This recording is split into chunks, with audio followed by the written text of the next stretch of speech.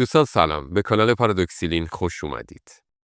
شاید خیلیاتون موافق برخی از مشاهیر و شاعرای معاصرمون نباشید و به همین دلیل شاید هم خیلی وارد جزئیات زندگی و مسائل اخلاقی این آدم‌های مشهور نشدید. یکی از این مشاهیر هوشنگ ابتهاج شاعر معروفه. تقریبا اکثر مخالفاشون رو به خاطر توده‌ای بودنش دوست ندارن. پای صحبتاش بشینید. اگه باز هم نظرتون راجع بهش منفی بود، این بار با دلیل و منطق باهاش مخالفت کنید. پس بشنویم. اسم این ویدیو ابتهاج، سیاست، اخلاق و شکست. هوشنگ ابتهاج، سیاست، اخلاق و شکست. پیمان شکستن نیست در آیین مردان. درسته این حرف. کاملا درسته. ببینید این برای من اصله، اساسه، پایه است. جدا از خوب و بده، جدا از چپ و راسته، جدا از بالا و پایینه. برای من فرقی نمیکنه. وقتی مصدق معزول شد و محاکمه شد، چند تا از وزراش بد و بیرا گفتند به مصدق که این فلان فلان شده، ما رو وادار کرد این کارو بکنیم و ما تقصیر نداریم.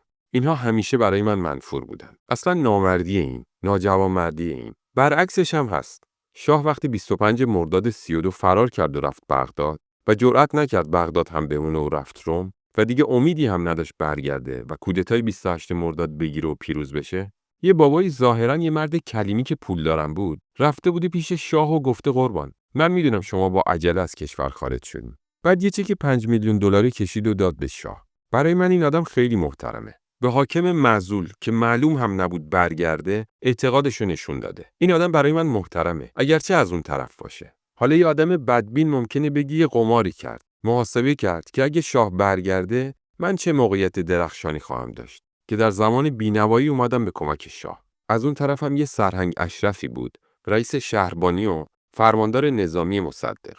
خیلی آدم باسواد خوبی هم بود. آدم قد کوتاهی بود. خب این نظامی بود و با مصدق گرفته بودنش و محاکمش کردن. خطر اعدام داشت واقعا.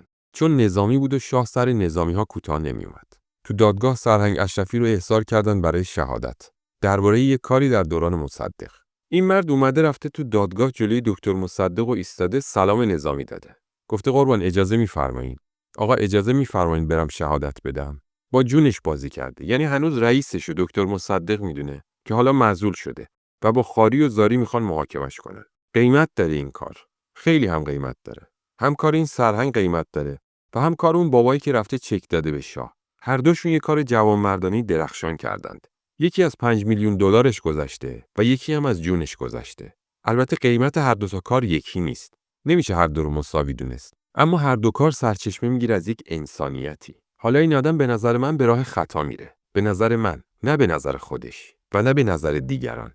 یکی هست که شاه دوست و شاه پرست و سلطنت طلبه. خب کار سرهنگ اشرفی رو تقبیح میکنه که رفته به کسی که به گمان اون مجرم بوده، یعنی مصدق، سلام کرده و از او اجازه گرفته. ولی نفس عمل خیلی شریفه. یا از اون طرف بگن که این بابا یعنی شاه در رفته تو رفتی پیش اون بابا با این همه جرم و جنایتی که شاه کرده بهش پول دادی. ولی اگه از این تعلقات بگذرید و به اصل عمل نگاه کنید، هر دو تا عمل ستایش انگیزه. جالب هر دو این آدم‌ها توی قطب مخالف همن و توی یک فاصله زمانی کم هستن. در اون هنگامه یک آدمی اینطوری و یکی اونطوری. یکی راست و یکی چپ. به زعم من تماشاچی، یکی در جهت نور و یکی در جهت ظلمت. حالا هر طور تعبیر میکنید بکنید. شما هر قدر که میتونید اسفندیار رو ملامت بکنید، همون قدر هم میتونید رستم رو ملامت بکنید. بستگی داره کجا وایستاده باشین. متاسفانه سیاست پدر و مادر نداره. من یه بار نیمه شوخی نیمه جدی مطلبی گفتم. خب میدونید که من مسابقات ورزشی رو خیلی دوست دارم. همیشه میگم که آخه این چه سرنوشتیه که ما داریم.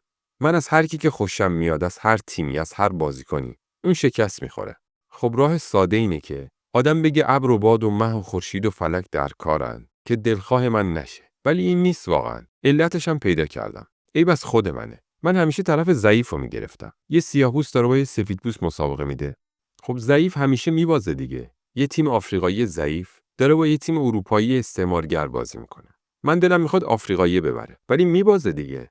این تقصیر خود منه که دلخواه من همیشه ضعفا هستند و میبازن. تقصیر خود منه. چرخ و فلکم دخالت نداره. درد تو سرشت توست.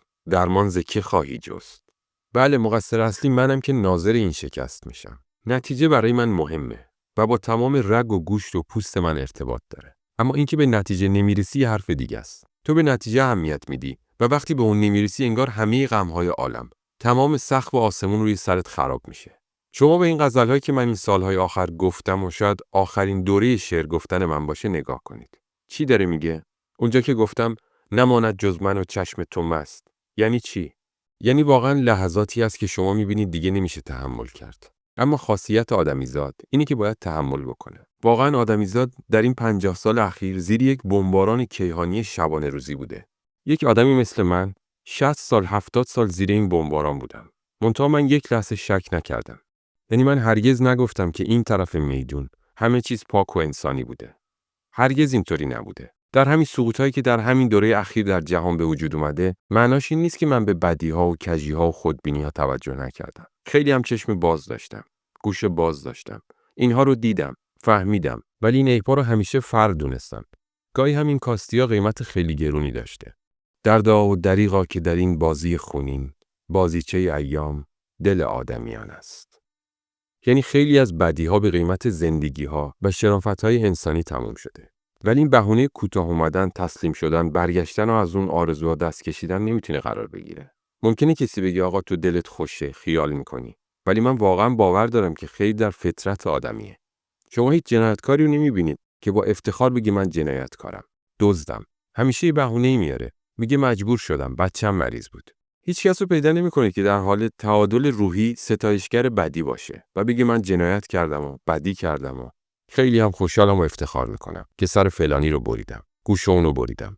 وقتی مثلا اراذلی مثل امیر مبارزالدین میونه 2 رکعت نماز گردن میزدن، خیال نمیکردن که دارن کار بدی میکنن. امروز نگاهی درست برعکس نگاه من وجود داره. تو نگاه من ایثار و فداکاری تا پای جان برای انسان و اهدافی که مقدس و ارزشمنده تلقی میشه. اما نگاه مخالف که میگه هر انسان به خودی خود بالاترین هدف برای آفرینش. این حرف عین اینه که امروز تو ذهن‌های مختلف فرو کردن که اصلاً ایدئولوژی چیز بدیه. من مخالفم. استدلال میشه که ایدئولوژی شما یعنی شما رو محدود کردن و مانع اندیشه آزاد شدن. اصلاً معنا نداره این حرف. میشه مگه کسی ایدئولوژی نداشته باشه؟ خود مخالفت با ایدئولوژی یه نوع ایدئولوژیه. حرف من اینه که با این طبیعت آدمیزاد که همیشه گرفتار رقابت و حسد و رشکه، حتی به صورت خوبش اصلاً خاصیت آدمیزادینه. شما هر کار خیری که میکنید یه تاریکی هم پشت سرش هست. به هر حال مسلم و مشهوده که بعضی ایدئولوژی‌ها به دیکتاتوری و استبداد ختم شده. شهریار یه شعری داره. میگه درویشی در ویرانه‌ای تو کاسه شکسته آب میخورده. یکی میگه این کاسه رو بنداز دور، فقر میاره. جواب میده که فقر این کاسه پیش ما آورد. اون استبداده که از ایدئولوژی اونجوری استفاده میکنه. نه ایدئولوژی که استبداد ایجاد میکنه. درباره تجربه‌های تلخی که جلوی چشم آدم و در طول تاریخه، موقعی میتونید بگید چه تجربه‌ای درست و چه تجربه‌ای غلطه که به همه اون تجربه‌ها در طول تاریخ احاطه داشته باشید و غربال کنین اونها رو. بازم به آخر یک ویدیوی دیگه‌مون رسیدیم. ویدیوهای ما رو با دوستای خودتون در میون بگذارید و نقدمون کنید. تا یک ویدیوی دیگه شما رو به خدای بزرگ میسپاریم. وقتتون بخیر و با امید دیدار.